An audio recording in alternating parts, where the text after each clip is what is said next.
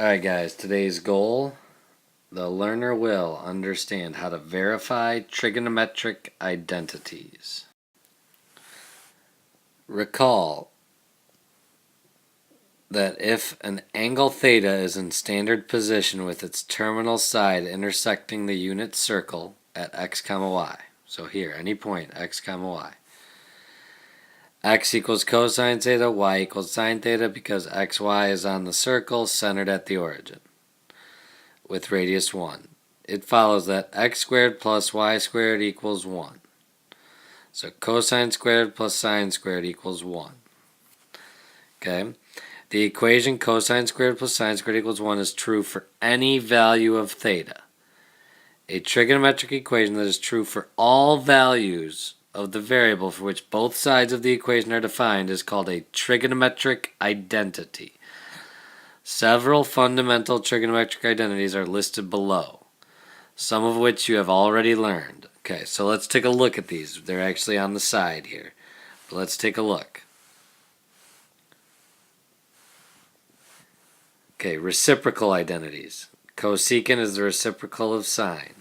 Secant is the reciprocal of cosine. Cotangent, reciprocal of tangent. Okay? The tangent and cotangent identities, so tangent is sine over cosine, cotangent, cosine over sine. Pythagorean identities. Sine squared plus cosine squared equals 1. 1 plus tangent squared is secant squared. And 1 plus cotangent squared is cosecant squared. Okay? So these are all ones that we've made ourselves familiar with. Some of the newer ones here, the cofunction. Sine of the quantity pi over 2 minus theta is the same thing as cosine. Cosine of pi over 2 minus theta is the same thing as sine. Tangent of pi over 2 minus theta is cotangent. So these are things that we'll have to get familiar with. And then negative angle identities. So the sine of a negative angle is the same thing as negative sine. Cosine of a negative is the same thing as cosine of the positive. Tangent of the negative is the same thing as negative tangent. Okay, these are things we're going to have to get familiar with. Okay, so let's take a look at some examples here. Find the values of the other 5 trigonometric functions of theta. So we've done this before. Okay, it's saying cosine of angle is 1/6, and it's between 0 and pi over 2. So that means 1/6. And it's between 0 and pi over 2, so you know it's in the first quadrant, so they're all going to be positive. So you have to find the third side. So we have 1 squared plus y squared equals 6 squared, because that's y. So you would get y squared equals 35. So y equals square root of 35. Okay? So if I know that's square root of 35, so I have the cosine, so now I know the sine, square root 35 over 6. Tangent, square root of 35 over 1, so you don't need it. So cotangent is going to be square root of 35 over 35. The cosecant is going to be 6 square root 35 over 35. Remember, we have to simplify those. And then the secant is 6. Okay? So remember those now. So there's a review of those. So let's see, let's apply our trig identities that we just learned now. Okay. It says simplify the expression. So we need to try to get it down to one thing. I can't change sine, but cotangent I know is cosine over sine, and secant is 1 over cosine.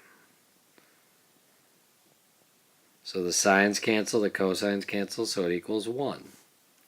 It's simplified. So let's try another one here.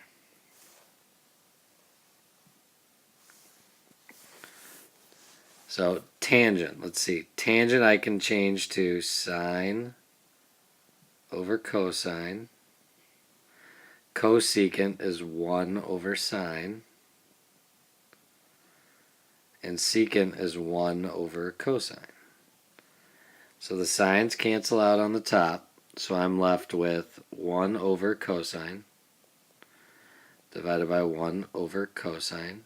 Well, that's going to be 1 again. They're not all going to be 1, but there's another example. Let's take a look at a third. Okay, this is where we have to use our new identities. So if you look back at the new identities, cosine of pi over 2 minus theta, what is that equal to? That is equal to the sine of theta. And we still have the minus 1. Well, and 1, well, sine of negative theta is equal to negative sine theta. Now watch. If I were to factor out a negative 1 from the bottom, I'd get sine theta minus 1. Well, negative, negative, so that'd be positive sine theta.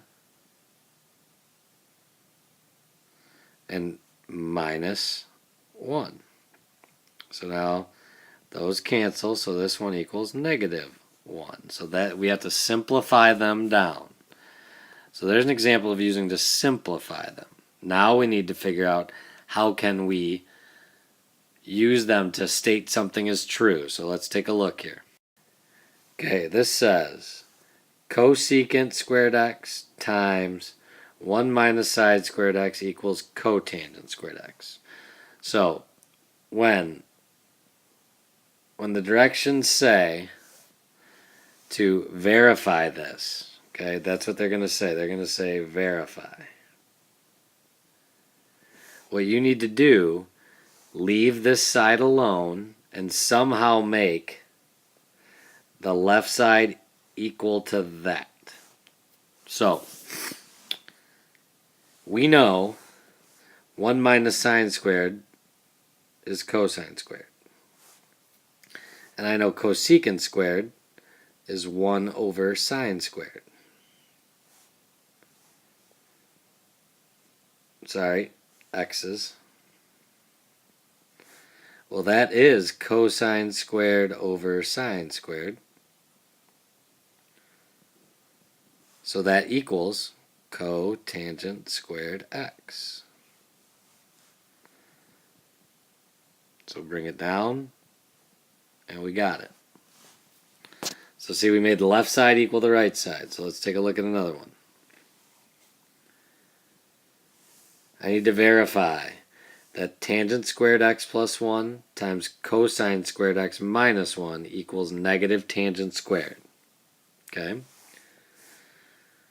Well, tangent squared x plus 1.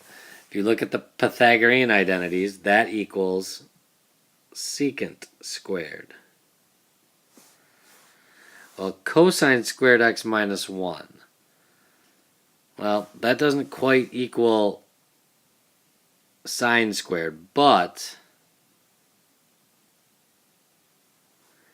if we said and factor out a negative there, then we would have 1 minus cosine squared. So now I have secant squared, which I know is 1 over cosine squared, times negative 1 minus cosine squared is sine squared. Well, what's sine squared over cosine squared? Negative tangent squared x. Okay? So let me show you something real quick. The way I got this to be sine squared is we know this. Sine squared plus cosine squared equals 1. if I subtract that cosine squared over, I get sine squared x equals 1 minus cosine squared x. So we have to be able to manipulate these as well. Okay. So we are all done. See you guys in class.